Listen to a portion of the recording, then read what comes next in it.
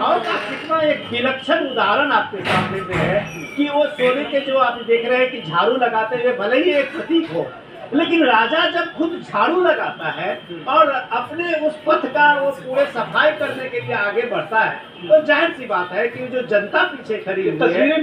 तस्वीरों में आप देखिए कैसे गजपति की जो उनके परिवार की एक परंपरा है कि भगवान की ये यात्रा, जब ये रथ की यात्रा निकलेगी तो उस रास्ते को सफाई करने के लिए राजा खुद हाथ में झाड़ू लिए हुए हैं। तो ये अद्भुत है जो प्रथम सेवक अपने को प्रधान सेवक कह के उस समाज में अपने को आगे आते हैं। ये नहीं लगता है कि भगवान का मतलब कुछ अलौकिक होता है, भगवान का मतलब कुछ ये नहीं होता है कि वो एक दिव्य और एक प्रकाशमान प्रकाश पुंज के रूप में हमारे सामने होगा। वो सिर्फ वही लकड़ी के फ्रेम में वो भगवान के जो 3 रूप है, उसको लगता है कि हमारे बीच का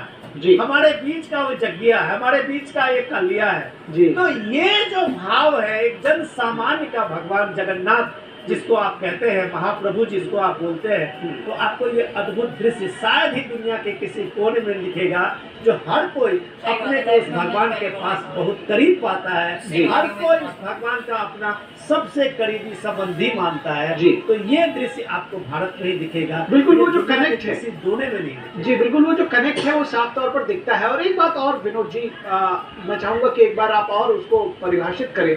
कि आपने कहा कि जिस तरह से भगवान और भक्त के भगवान स्वयं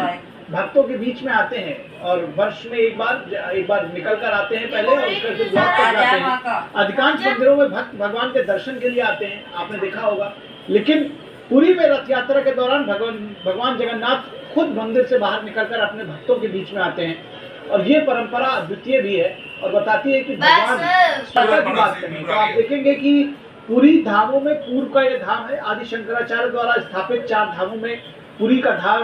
जो है पूर्व दिशा का धाम है और इसको मोक्षदायिनी नगरी माना जाता है। और जैसा कि आपने बताया, भाव का कितना एक विलक्षण उदाहरण आपके सामने में है कि वो सोने के जो आप देख रहे हैं कि झाड़ू लगाते हुए भले ही एक प्रतीक हो, लेकिन राजा जब खुद झाड़ू लगाता है और अपने उस पथ का वो पूरे सफाई करने के लिए आगे बढ़ता है, तो जाहिर सी बात है कि जो जनता पीछे खड़ी हुई है,